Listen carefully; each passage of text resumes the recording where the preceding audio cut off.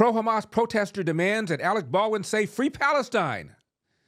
Biden's Uncle Bozy lie is only his latest lie. We're going to take a stroll down memory lane. Will at least one New York juror in Trump's criminal trial refuse to find him guilty? Maybe the one who watches Charlamagne the God might do just that. I will explain. Another one of Trump's January 6th lawyers got disbarred for arguing that there was voter fraud in the 2020 election. Yet he produced 100,000 pages of documents to support his assertion, and we will play you part of a new powerful Trump ad. All of this and more.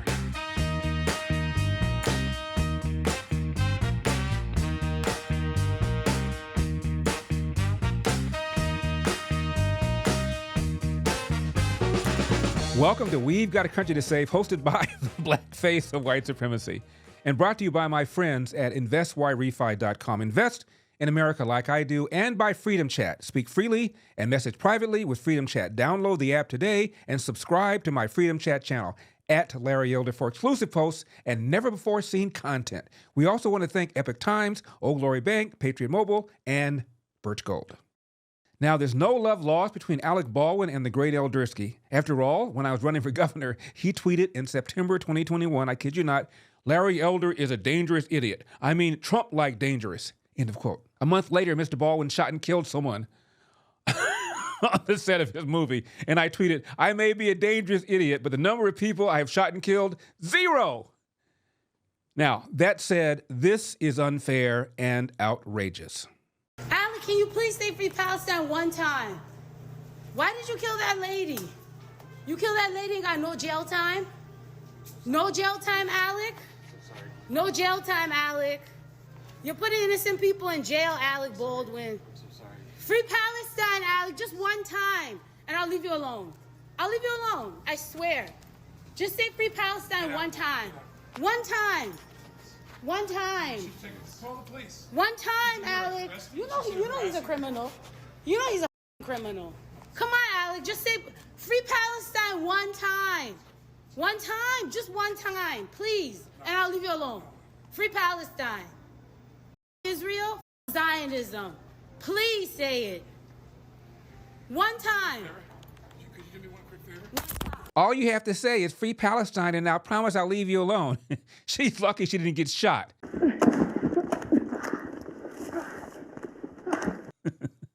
Now watch how knowledgeable these pro-Hamas protesters are. And what would you say is the main goal with tonight's protest? I think the goal is just showing our support for Palestine and demanding that NYU stops. I honestly don't know all of what NYU's doing. Is there something that NYU's doing? I really don't know. I'm pretty sure they're... Do you know what NYU's doing? About what? About Israel. Why are we protesting here? Palestine will be free! I wish I was more educated. I'm not either. Oh. I came from Columbia. I was there up at Columbia, and we came down. They said NYU students needed our support. So I came down. I heard there's lots of cops. What's the protest about, you know? Any of you know why you're protesting? The air. Air. You're protesting the air?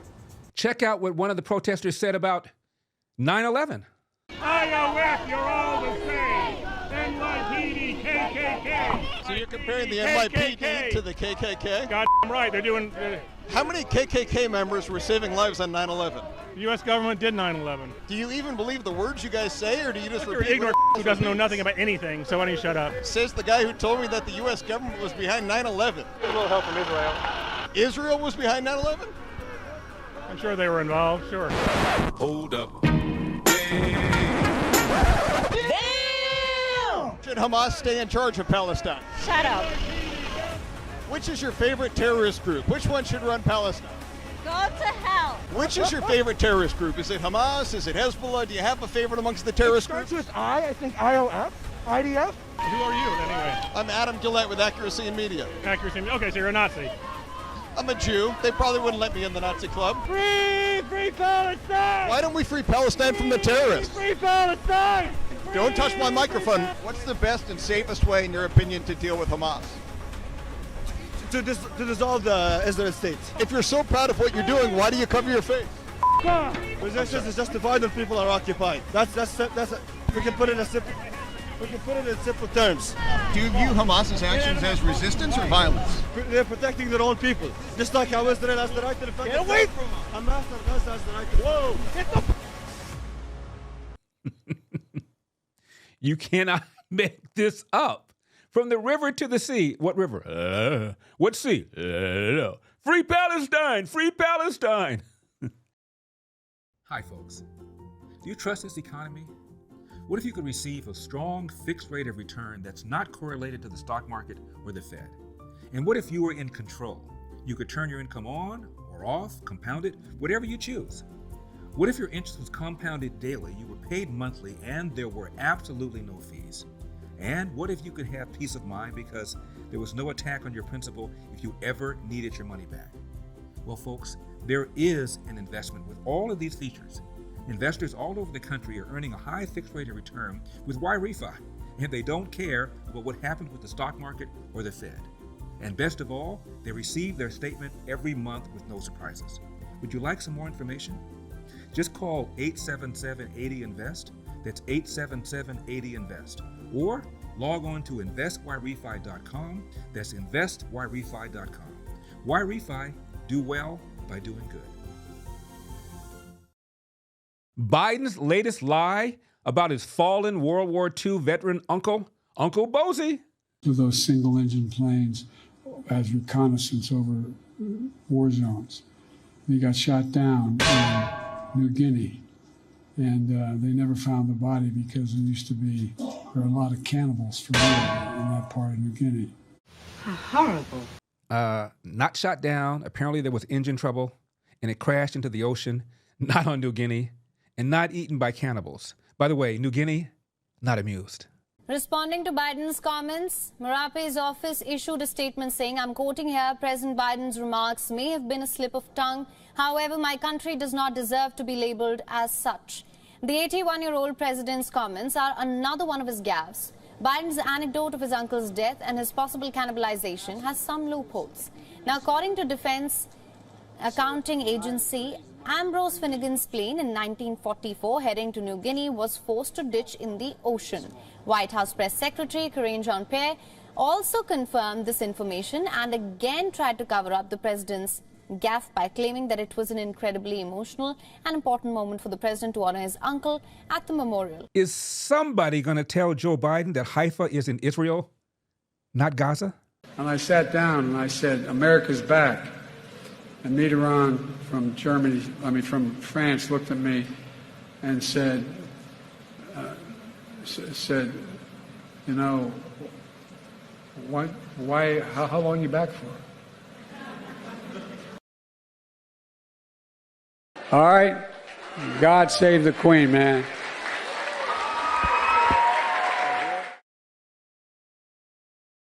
Harder than getting a ticket to the Renaissance tour or Britney's tour. Elect me. I'm in the 20th century, 21st century. And I made it clear to Israelis, don't move on Haifa. Sigh. Now, the Uncle Bozy fab is merely one of Biden's many, many lies. Biden, for example, claims that Donald Trump refused to visit the grave sites of World War II vets outside of Paris because they were losers and liars. The one that offends me the most is when he refused as president to visit an American cemetery outside of Paris when he was president. Why? He said that those soldiers who gave their lives were, quote, was his quote, suckers and losers. Suckers and losers, he said it. Who the hell does he think he is? Who does he think he is? These were heroes. These soldiers were heroes. But according to the left-wing fact-check organization Snopes, quote, in sum, the claims stem from a story by The Atlantic, which relied on anonymous secondhand reports of Trump's alleged words. There was no independent footage or documented proof to substantiate the in-question comments, and Trump vehemently denies that he once called service members losers and suckers. While it is certainly possible he said those things, Snopes was unable to independently verify the claim. End of quote. just a bit outside. How about Biden's civil rights record? Did you know that the intrepid Joe, as a teenager, desegregated movie theaters and restaurants in Wilmington, Delaware? When I was 17 years old, like many of you, I participated in sit-ins to desegregate the restaurants and movie houses of Wilmington, Delaware. I came out of the civil rights movement. I was one of those guys that sat in and marched and all that stuff. Move over, Martin Luther King. Move over, Malcolm X. Here comes Joe Robinette Biden. But CNN's Jake Tapper quoted the New York Times. Opening lead in a New York Times profile of Joe Biden's 1988 presidential campaign, the first time he ran for president. He lied to voters, according to the New York Times, quoting aides of Biden's, about having marched in the civil rights movement. This is Biden making this false claim in 1987. When I marched in the civil rights movement, I did not march with a 12-point program. I marched with tens of thousands of others to change attitudes. And the New York Times reports, quote, more than once, advisors had gently reminded Mr. Biden of the problem with this formulation. He had not actually marched during the civil rights movement, and more than once, Mr. Biden assured them that he understood and kept telling the story anyway. That is really, really weird. Really, really weird. That's it? Were you lying then? Are you lying now? Or are you not, in fact, a chronic and habitual liar? I was not an activist. I was not out marching. I was not down in Selma. I was not anywhere else. Now, of course, you know the man was raised in a black church. Oh, yeah. It was never easy for me. I was born a poor black child. When you're involved in the civil rights movement as a kid in high school, I used to go down to the black church. I go to 7:30 Mass. I'm a practicing Catholic. Then I go to 10 o'clock. And then we sit and plan what we're going to do in terms of desegregation. You think I'm joking, I'm not.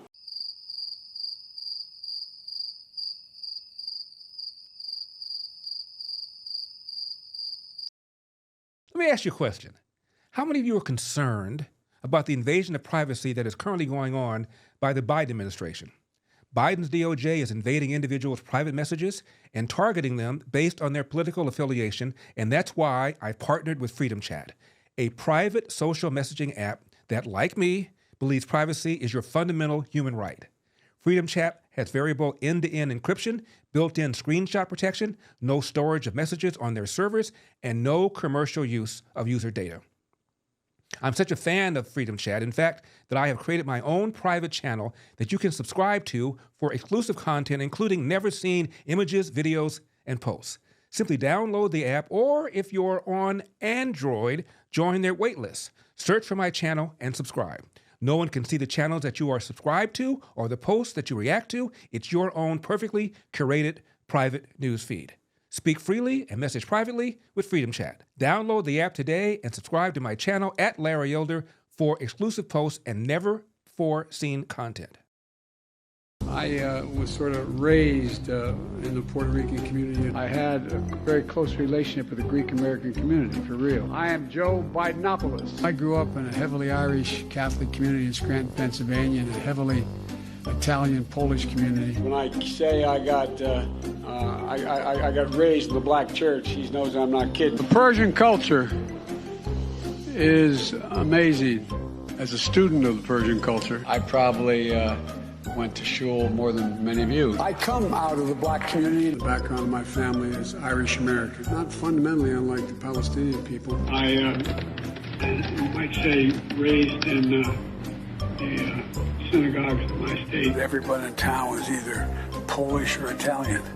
I grew up feeling self-conscious. My name didn't end in an SKI. I was raised in a neighborhood where I felt self-conscious. My name didn't end in O. That's kind of how I was raised, like so many Americans of Irish heritage. In HBCU in your home state, Mr. President. Let me tell you, forget about it. That's right. That's where I got raised, man. Just like rabbis, synagogues, and Jewish community centers in your hometowns, and that's the tradition I got raised. Hard-working people, the middle class, the neighborhoods I got raised in. I was raised on GM. I was raised by Danny Inouye. I was raised by a righteous Christian. I got raised on automobiles. Yeah, that's what happened. So after that, lying was easy for me. Lied about my age and joined the army. I was 13 at the time. Yeah.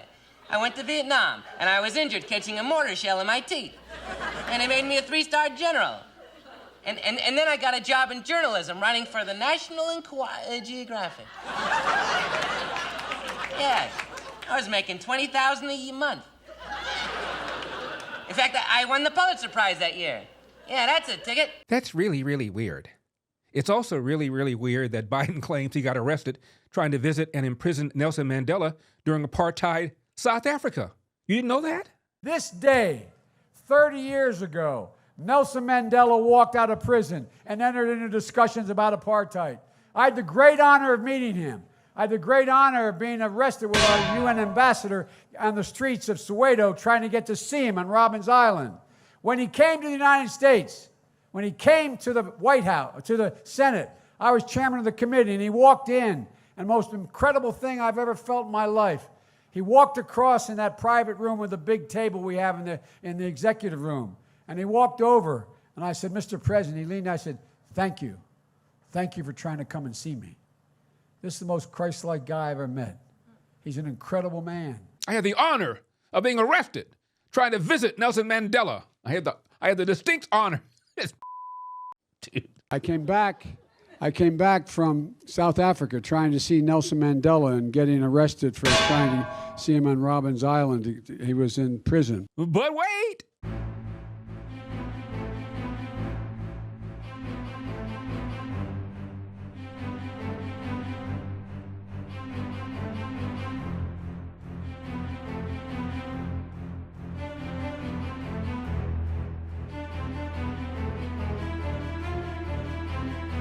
But you did say arrest 3 times. What? Why? I said arrested. I meant I was not able to move.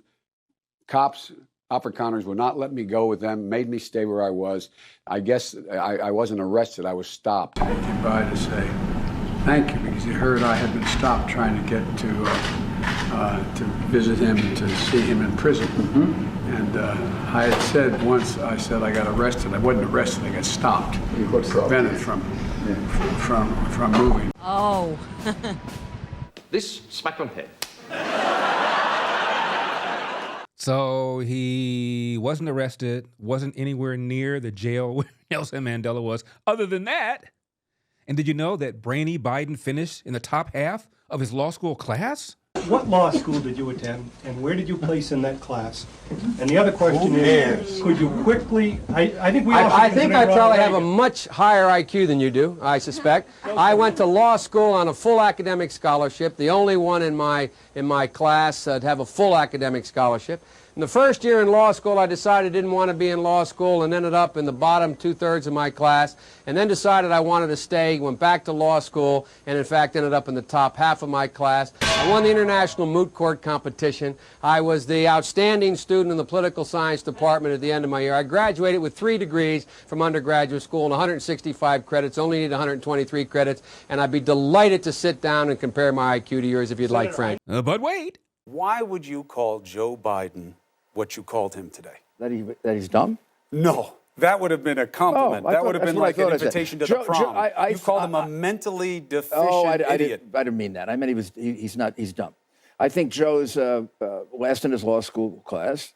He wasn't last, but he was low. Actually, he was second to last, and the guy died, and he ended up last. We had it as a different number, but he didn't do well. Right. I'll give you that. He had a plagiarism problem in law school. He had a plagiarism problem as a senator, which I think indicates something even about character.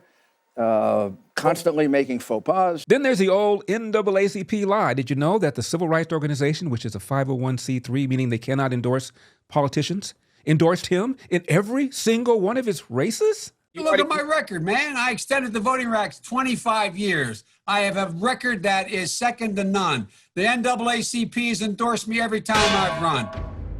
Now, this brings us to the lie he told about the truck driver who tragically struck and killed Biden's first wife and young daughter. Biden said the driver was drunk, and he said it on 2 different occasions. Just a week before Christmas, 1972, the wife of newly elected Senator Joe Biden and their baby daughter were killed, and their 2 sons badly injured when the Biden family car was broadsided by a truck at this intersection in Delaware. The truck driver, Curtis Dunn, was never charged in the crash, but his daughter, Pam Hamill, says he too suffered.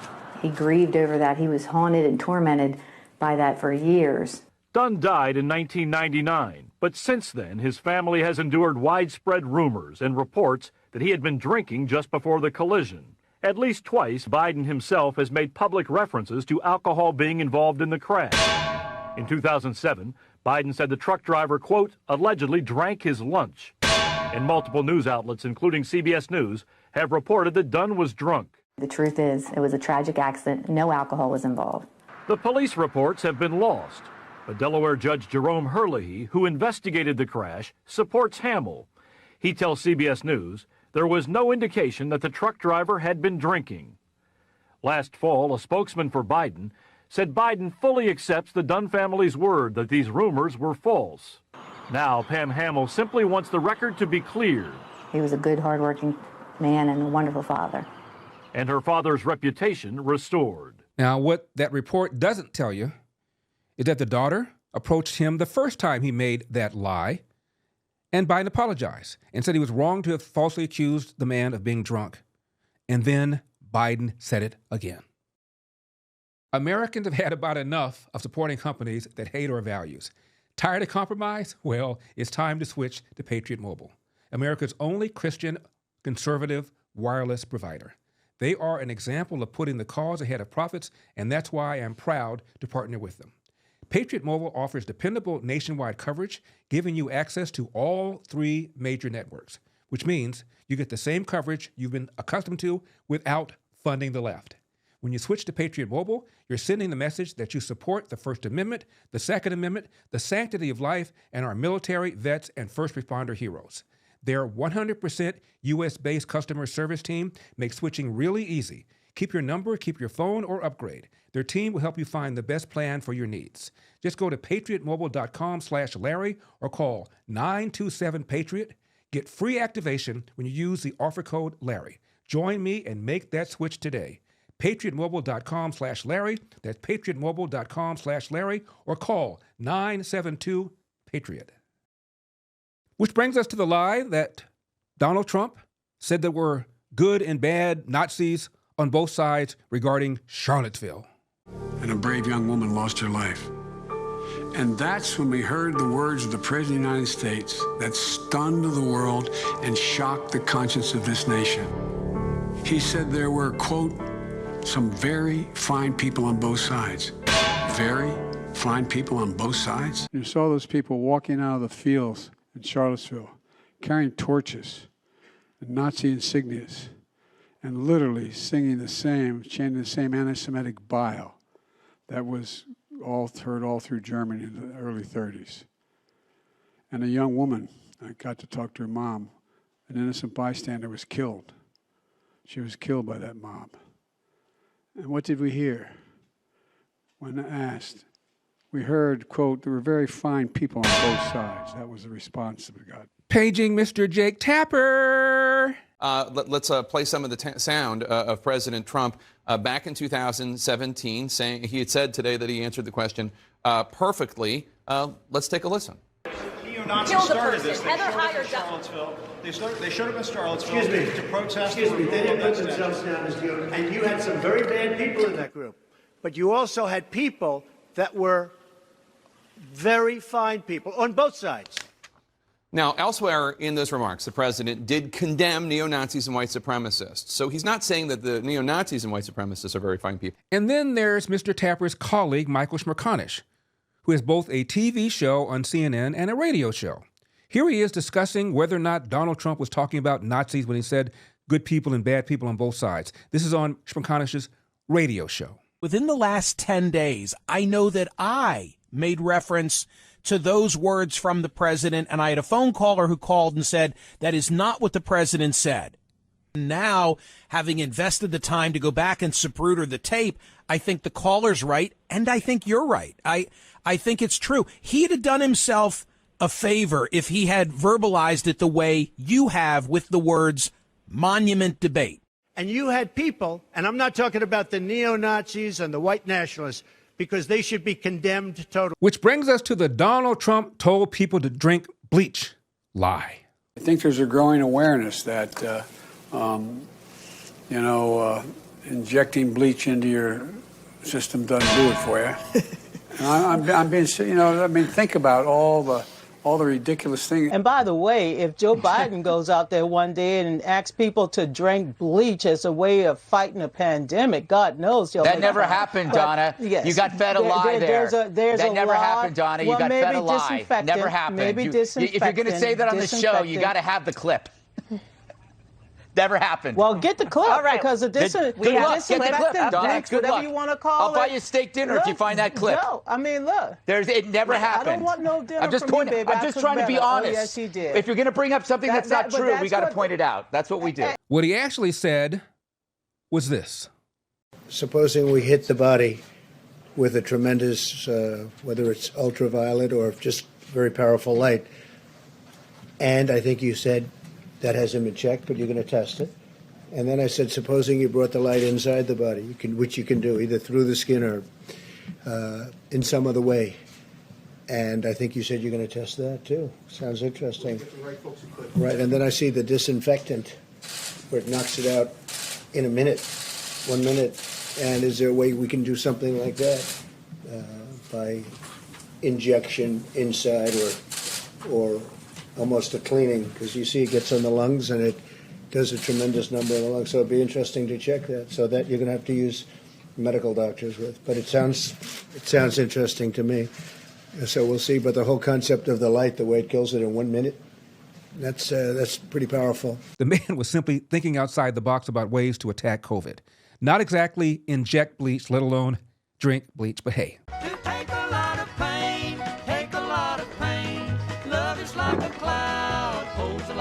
And Biden has always had a big problem with plagiarism. Cannot measure the health of our children, the quality of our education, the joy of their play. If the gross national product does not allow for the health of our children, the quality of their education, or the joy of their play.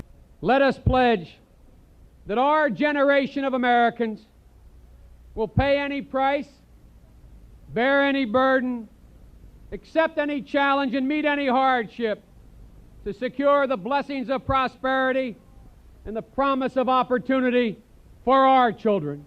We shall pay any price, bear any burden, meet any hardship, support any friend, oppose any foe to assure the survival and the success of liberty. And I started thinking as I was coming over here, why is it that Joe Biden is the first in his family ever to go to a university? Why am I the first Kinnick in 1,000 generations to be able to get to university? Why is it that my wife, who's sitting out there in the audience, is the first in her family to ever go to college? Why is Glenys the first woman in her family in 1,000 generations to be able to get to university? No, it's not because they weren't as smart. It's not because they didn't work as hard. It's because they didn't have a platform upon which to stand. Does anybody really think that they didn't get what we had because they didn't have the talent or the strength or the endurance or the commitment? Of course not. It was because there was no platform upon which they could stand. Anyway. Claudine Gay was unavailable for comment. And it may get much worse for Mr. Biden. What happened, Mom? We're at Bergdorf. Are you okay? You look very sad. No, I'm not okay because I just had a horrible flashback, a horrible memory. Right now, I realize that 26 years ago, Joe Biden raped me right here in that dressing room in the shoe department where I went in to change my shoes. Oh my God. He raped me in here. Joe Biden. He raped me right here. It's in the shoe department at Bergdorf Goodman. Are you okay? No, I'm not. I need to sue. I need to sue. Now, I'm a lawyer and I haven't been disbarred, so Roseanne, call me. Tara Reid was unavailable for comment.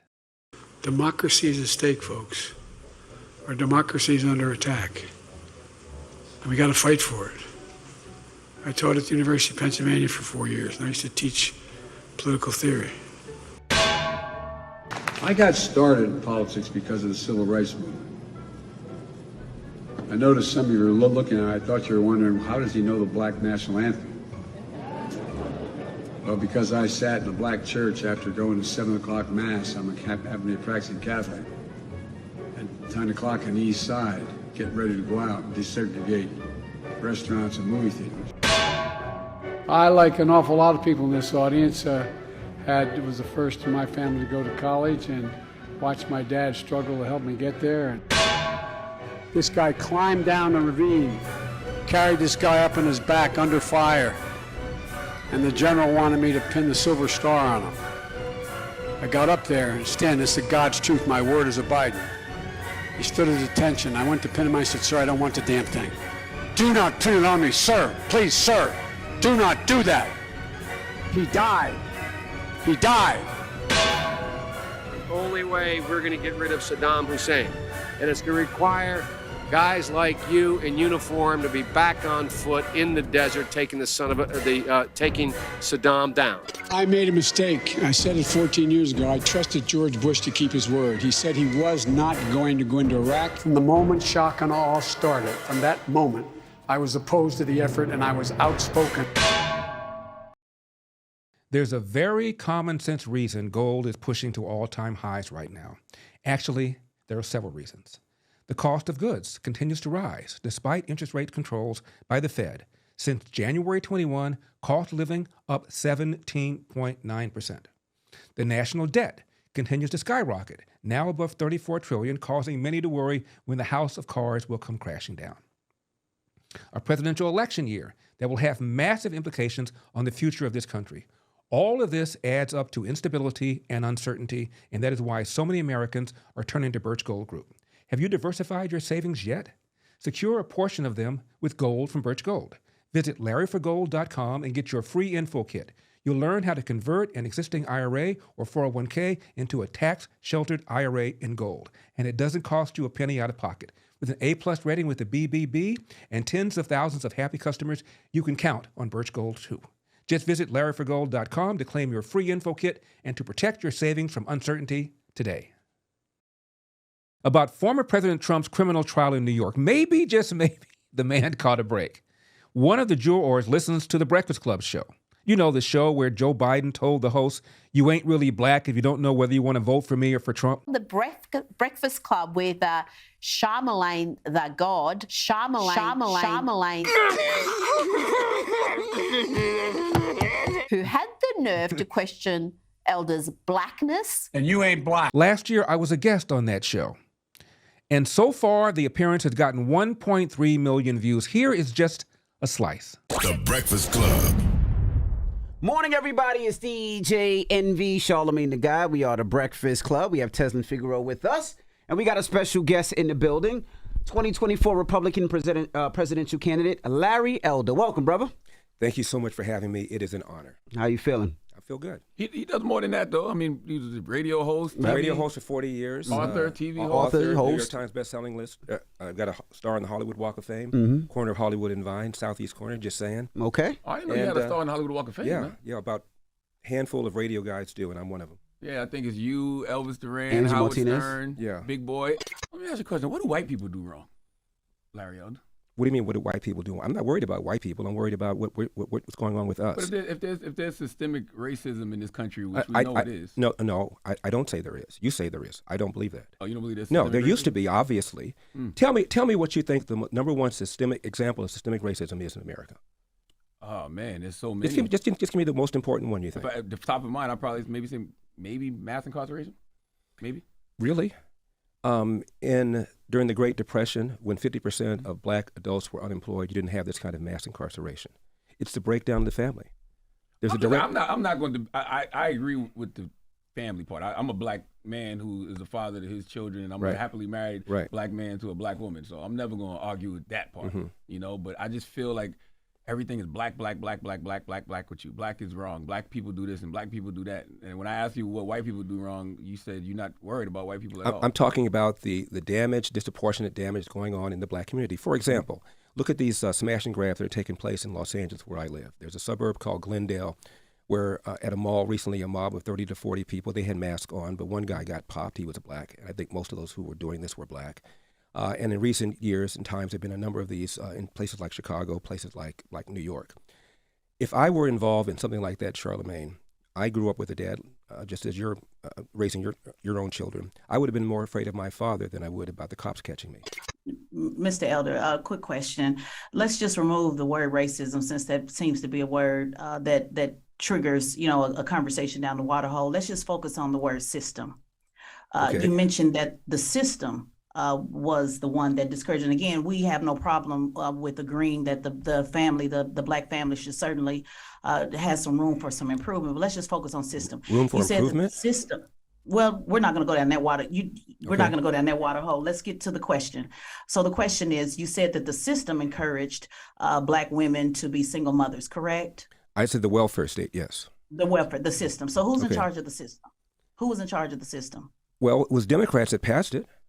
And who were Democrats? Were they black or white at that time? Well, at the time, majority of black people were Democrats, as the majority of black people are Democrats now. Not the voters. I'm talking about the system. Remember, the main idea is the word system. Who was in charge of the system at the time? The Democrats at the time, the system. I'm just going to Charlamagne's point about white or black. Was it white Democrats in charge of the system or black Democrats in charge of the system? Well, if you're prepared to say that Lyndon Johnson did this viciously with an intent to destroy the black family, I disagree. He did it with the best of intentions. And if you look at the New York Times, which is left wing, the Washington Post, which is left wing, they cheered all of this. Right. And what I'm asking was it white people, so I'm going to ask again in case my mic's not coming through clearly. Was it white people in charge of the system or black people in charge of that system that helped break down the black family? It's a simple yes, just a simple question, white or black?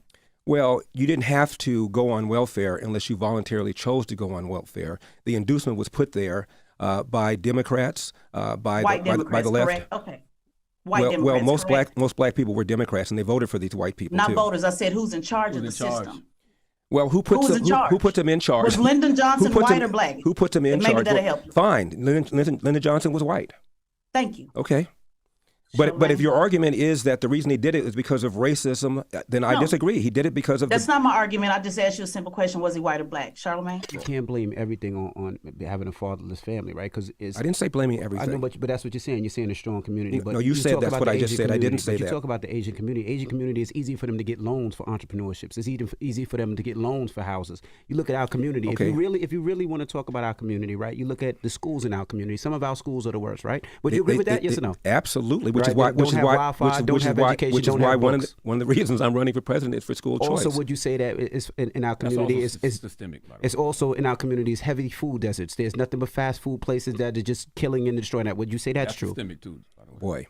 Would you say that's true? I'm just asking a question. You said a number of things. I just addressed one of them about loans. In 1965, Barack Obama, who was in private practice, joined a bunch of other lawyers to file a class action lawsuit against Citicorp, which is headquartered here in New York. 186 black people were applying for loans for mortgages. They didn't get them. And they accused Citicorp of engaging in racism. Mm-hmm. Citicorp said, no, it's not racism. You have poor credit scores, and we want to make sure we get our money back. Obama joined a bunch of other lawyers, and they sued Citicorp in a class action lawsuit. And Citicorp said, okay, to hell with it. Gave them all loans. And they followed them all up. Daily Caller did a few years later. Almost all of them lost their homes. Several of them filed for bankruptcy. One of them even said, when you don't qualify for a loan, maybe we shouldn't get a loan. Well, duh. It wasn't true that black people were not getting loans. Plus, there are all sorts of black-owned community banks around the country, and it turns out the turn-down rate when you apply for a loan at a black community bank was even higher because they had less capital and they couldn't afford to loan money to risky people. It is just not the case that the reason for the plight of the black community is because people were not lending money to them. It's just not true. If you have poor credit score, you're not going to get a loan. Period. End of statement. Even the head of Urban League, a black man once said that if you have poor credit score, you're not going to get a loan. End of statement. Sir, yes. Let's just when you were talking about crime, you weren't prepared to talk about disproportion. You talked about how it was more black people that was doing it, and then you talked about how we're the smaller, of the population. The same applies also to the loans. It's more white people than it is black people. You seem to pick and choose. I'm talking about the rate. I'm talking about the rate. Whatever it is, the bottom line is it's more white people than it is black people. And so if more black people are not getting loans disproportionately, it seems you'd only want to apply the disproportion to the conversation when it benefits your talking point. I'm not sure you understood. Which is why they say. I'm not sure you understood. No, I understood. I'm not sure you understood my point. That's why I mentioned in 1995 when 186 black people who were not getting loans filed a class action lawsuit claiming that they were denied the loan because of racism. Citicorp said, okay, here are your loans. The reason I wasn't giving you the loans is because we're afraid you weren't going to be able to pay them back. I'm not talking about Fast forward, sir. they weren't able to pay them back, which proved the Citicorp point. I'm not talking about that. I'm not talking about I know that. you're I'm not, because inconvenient. What did you think Well, about sir, that line? you were actually one that defended slavery. In your comments, you said that, like it or not, slavery was legal in response to reparations. So it's you that was defending slavery, correct? Defending it and saying that it's illegal are two very different things. Slavery, unfortunately. That was your response into if reparations should happen. So your response to that was, like it or not, slavery was legal, and one would think that was a defense on those who were asking. Well, you would think it was a defense, but it is not a defense.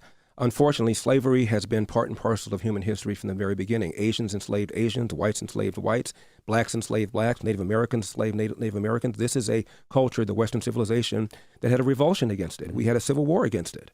And we ought to applaud ourselves for doing something about this. You think America's more racist now after the election and re-election of Barack Obama than it was in 1997? Yes, because of the election of MAGA, Donald Trump, 100%. Yes. Really? Absolutely. Well, how is it, Charlamagne, that Donald Trump got 8% of the black vote in 2016? He got 12% in 2020, a 50% increase. He got 20% of the black male vote in 2020. If MAGA is racist, how do you explain that Donald Trump substantially increased the percentage of black votes the Republican Party got? Don't you think it would behoove the Republican Party to move on from Donald Trump? I think that the voters in the primary will make that decision. What do you think, though? I have no problem with I thought Donald Trump did an extraordinary job as president, especially for black people. Best economy ever. He did something about the borders. The people that are most hurt because of porous borders are black people living in the inner city, because most of the illegal aliens have little or no education. They end up living in the inner city. They compete against black people with high school or less for jobs. Mm-hmm. There are about 1 million fewer black people working than who would otherwise be working if it weren't for illegal alien labor. And illegal alien labor, according to a study done by the Civil Rights Commission, puts downward pressure to the tune of almost $2,000 per year on the salaries of black people living in the inner city. And Donald Trump gave us the most secure border we ever had. He also supported school choice. He also did the First Step Act, which allowed about 5,000 mostly black men with long criminal sentences, nonviolent, to have their sentences reduced an average of 70 months per. He pardoned Jack Johnson, the first black heavyweight champion. Even Barack Obama didn't do that. He did an extraordinary job for black people. I think you're innocent until proven guilty. But look at this prospective juror. She listens to the Charlamagne the God show. Well, let's hope this prospective Trump juror heard the show when I was his guest. Let me ask you a question. What do white people do wrong? What do you mean, what do white people do? I'm not worried about white people. I'm worried about what's going on with us. But if there's systemic racism in this country, which we know it is. No, I don't say there is. You say there is. I don't believe that. Have you ever heard of the term Nick wake-up call? No. It is an incident where a person of color forgets that they are of color and are reminded by an unexpected act of racism. I'm acutely aware, Charlamagne, that I'm a black person, just as you are a black person. And when Joe Biden insulted you by saying, you ain't really black, we don't know whether or not you want to vote for me or vote for Donald Trump. And Joe Biden has lied for decades about his civil rights record, claiming that he desegregated movie theaters and restaurants in Wilmington, Delaware, when he didn't do any of that. And he came in here and told you you aren't even black and let you think a certain kind of way. It seemed to me that should have been a Nick wake-up call for you, but it wasn't, apparently. Larry Elder, he's just the best. I'm so proud to call him a friend. You know, he had so much to do with my wake-up. Everyone has seen that video from however many years ago. Stop pretending that there is systemic racism other than the racism that you want to put into the system. Again, so maybe this prospective juror heard the show. If so, that could be good news for Mr. Trump. Although I'm concerned there might be an anti-Trump stealth juror or two. So what are the odds that at least one or maybe two of these jurors may refuse to convict Donald Trump? So you're telling me there's a chance? Yeah! Can you imagine the reaction from the Dems and the media if somehow, some way, a New York jury fails to convict Donald Trump?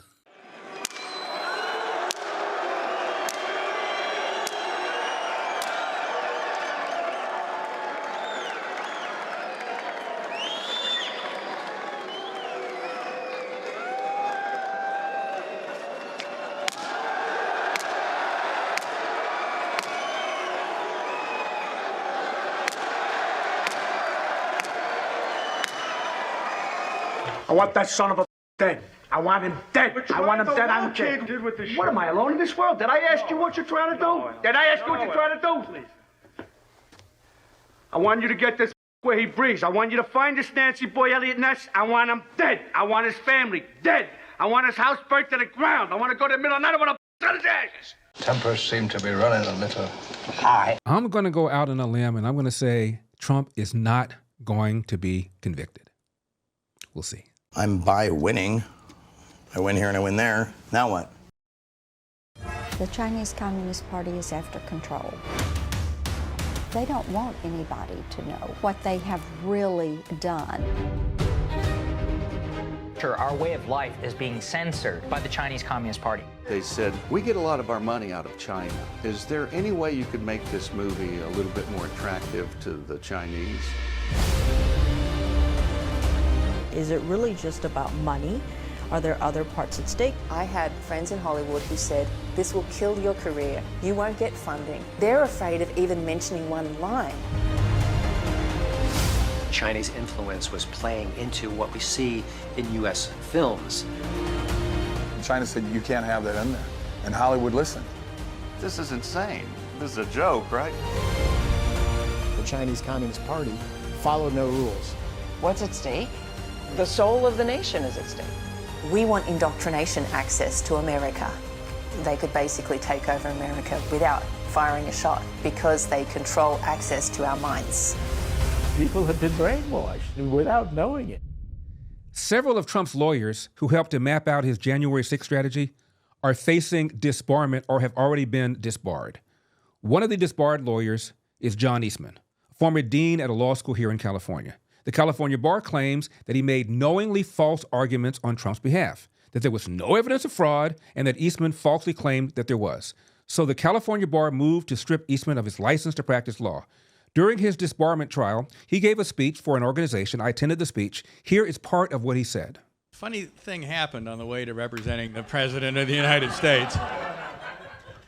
If you go to my legal defense fund, you'll find somebody very creatively put together the Batman edition of all the mugshots. I'm Mr. Freeze. It's very good.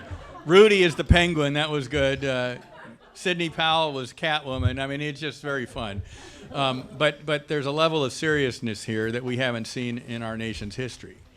This is the first time in our history where we have started acting like a banana republic doesn't even begin to cover it.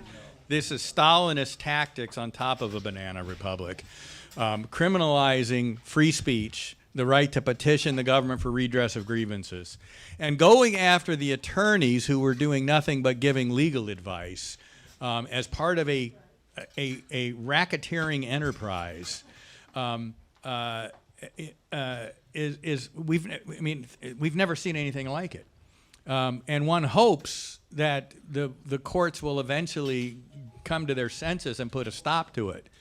But the amount of money and time that it is costing all of us that are in the line of fire right now is extraordinary. I'm entering week 8 of the trial to protect my bar license in California. For those of you that have ever been involved in a trial with legal teams and paralegals and courtroom techs and all that, it's $50,000. This is going to cost me $500,000 to protect the bar license. And why did I do it? I mean, well, I could have done what Jenna Ellis did up in Colorado, cop a plea to admitting that she made false statements that she in fact didn't make in order to get off the hook. And then then as soon as they didn't disbar her, 3 new bar complaints were filed against her, and they'll use that plea agreement against her down in Georgia as an admission of criminal conduct. So it didn't do her any good to avoid this. And I thought, well, you know what? 38 pages, single-spaced, they sent me back in May of 2022, a demand letter for an investigation. And it was the most extraordinary thing. Identify every bit of evidence you had to support every statement you made, everything you published, every brief you filed, every radio interview you did for the last 2 years. Has any bar ever done anything like that? And we decided, well, you know what? we're going to respond. And I spent 4 months crossing the T's. We gave them nearly 100,000. They said I have no evidence. I gave them 100,000 pages of documents. So, no evidence of fraud, no evidence of irregularity, no evidence of illegality. Dozens of courts looked at it, didn't find anything at all? Really? How many times have you heard 65 courts looked at this and they all rejected his evidence? About 8 of those even looked at the merits at all, and Trump won 6 of the 8 or something like that. You know, there was a court order in Pennsylvania saying you gotta at least let him in the Philadelphia Convention Center. You can't block him in from even being there. So one of my witnesses said, okay, well, we're going to put on, they say I have no evidence. The American people haven't seen the evidence because the courts shut it down. I'll give another side story here. One example, well, you can't, there were challenges brought to some of the illegality before the election, like in Wisconsin. And the court said, well, that's just the guidance on how they're going to conduct the election. Until the election is actually conducted illegally, the case is not ripe. Okay, well, there's some basis for that. So when it was in fact conducted illegally, they immediately bring the challenge again. And the court says, same court, you can't wait for your guys to lose to bring a challenge. It's barred by laches. Too late. So in Wisconsin, so I bring into my California bar former Wisconsin Supreme Court Justice Mike Gableman, who was hired by the Wisconsin legislature to conduct an investigation. And he was blocked at every turn by state election officials refusing to comply with his validly authorized subpoenas. That's a criminal act right there. But of course, the Wisconsin Attorney General won't do anything about it. They're going after Mike Gableman instead. But he came in and he said, here's what we learned in our report. One of the illegalities committed by the Secretary of State of Wisconsin was to issue a directive barring the bipartisan teams that state law requires to go into nursing homes before any ballots can be obtained from nursing home residents. Why does that make sense? Because people in nursing homes are particularly susceptible to undue coercion or fraud, and they want bipartisan teams to make sure that's not happening. She, under the pretext of COVID, although the plant watering guy and the meal people were still going into the nursing homes, but the bipartisan teams for the election, mandated by state law, and continued to be mandated by state law, even though the Wisconsin legislature met and made some changes to state law to deal with COVID. This was not one of the changes they made. Secretary of State unilaterally canceled or abrogated that statute. And people in nursing homes, the vote turnout rates went from historical averages of 20 to 30% to 95%. Wow. Including in memory care wings of the nursing homes. And many of the ballots are in the same handwriting.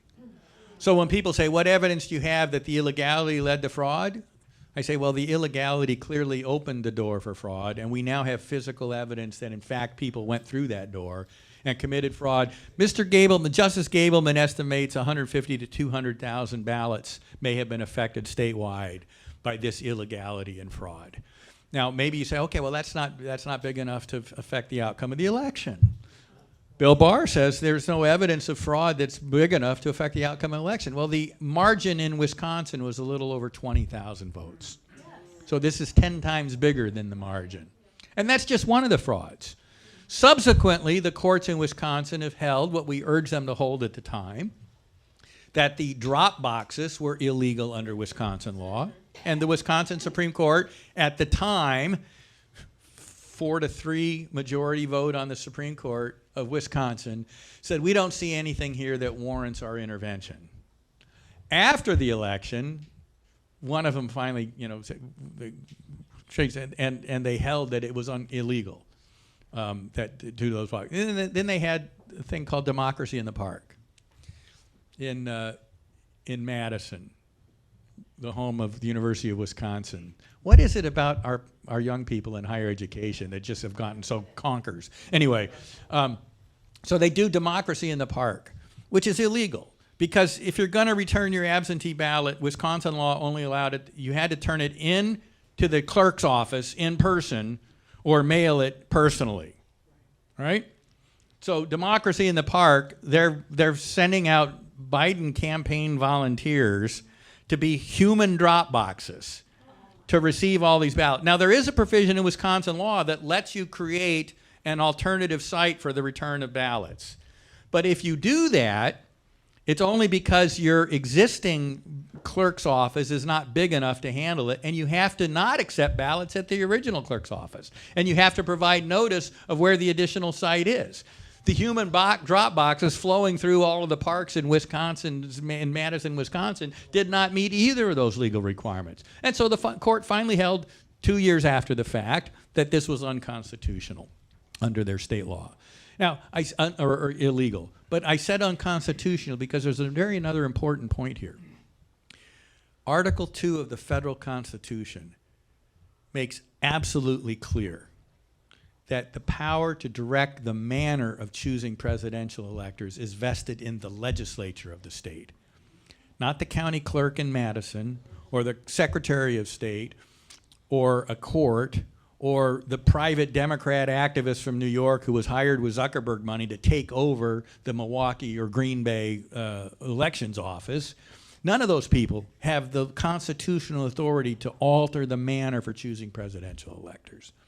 And yet in every one of these states, Michigan, Wisconsin, Pennsylvania, Georgia, Arizona, Nevada, that kind of illegality, unconstitutionality occurred at the heart of the election. But, of course, there's no evidence of fraud, let alone widespread fraud, right? Even if you can produce, as Eastman did, 100,000 pages of documents, you still lose your license to practice law. Oh, attorneys can represent unsavory clients like, the terrorists at Gitmo or the Boston Marathon bombers, but God forbid your client should be Donald Trump, for whom you made exactly the same legal arguments that during certification, the VP has the power to reject certain states under certain conditions. Same arguments Democrats made after 2000 when they tried to decertify Florida. Same argument Democrats made in 2004 when they tried to decertify Ohio. And in 2016, when they challenged the certification of more states, 9, than did Donald Trump, who challenged 6. Ever notice how you come across somebody once in a while that you shouldn't have with? That's me. By the way, I am a co-founder of Old Glory Bank. Get a free copy of my new book, As Goes California, My Mission to Rescue the Golden State and Save a Nation. Open an account in Old Glory Bank, and when you get your debit card in the mail, activate it, and you will get a free copy of my new book, As Goes California. Just go to oldglorybank.com. That's oldglorybank.com.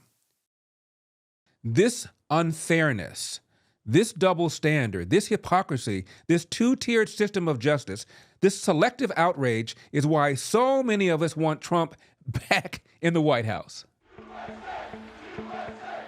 Now that President Trump is the Republican nominee for president in 2024, it's time for Republicans, including those who doubt him or even can't stand him, to get behind him.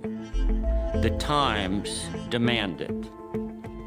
We are in a war fighting an enemy of revolutionaries that kick and spit on America. This war is a contest between those who love America and those who hate it.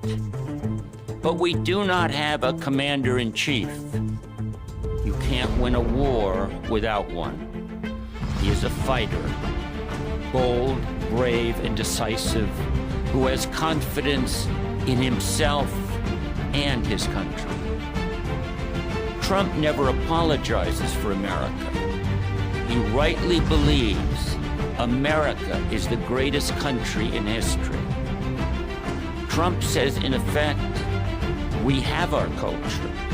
It's exceptional, and that's the way we want to keep it. Trump knows his job is to protect Americans, protect them not just from enemies abroad, but from the woke globalists within.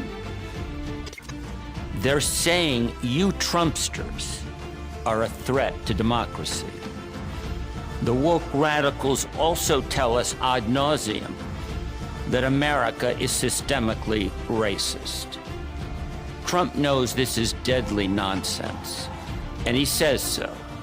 The woke radicals have the moral arrogance of fanatics. Trump rejects the utopian fanaticism of the woke radicals.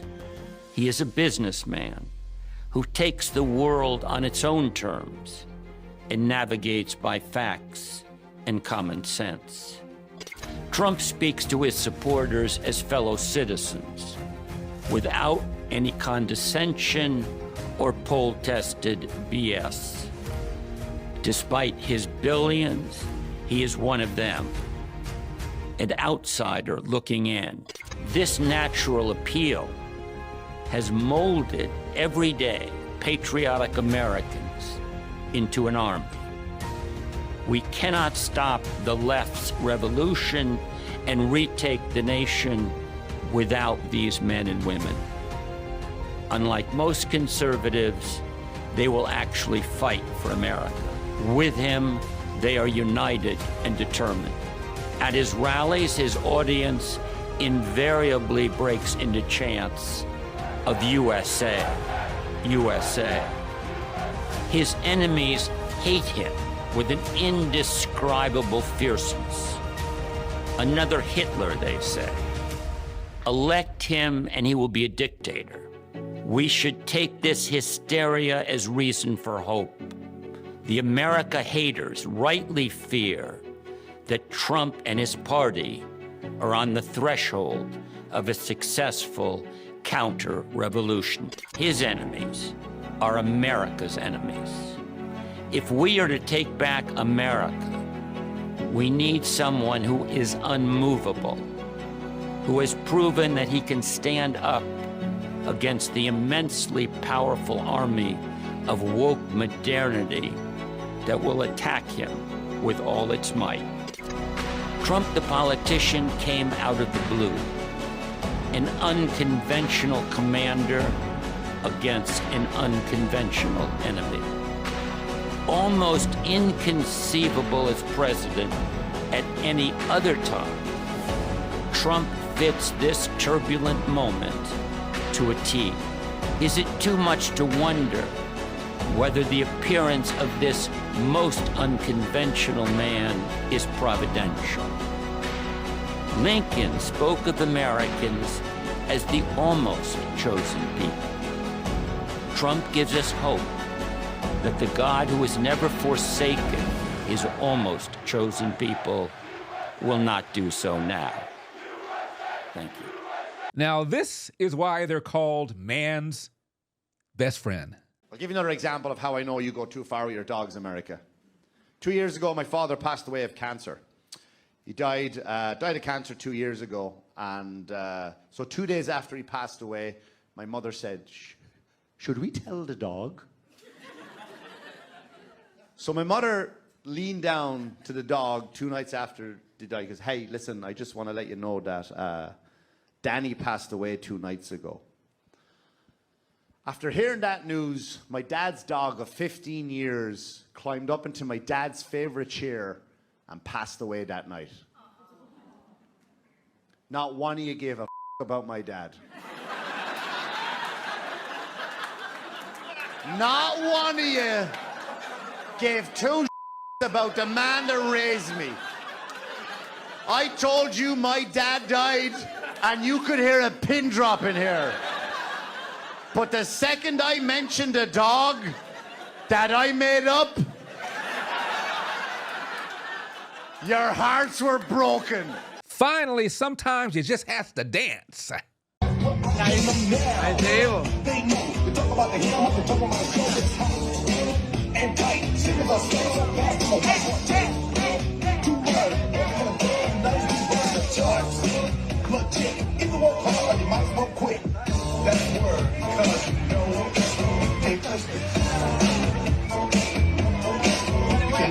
Hope you enjoyed We've Got a Country to Save. Brought to you by my friends at InvestYRefy.com. Invest in America like I do.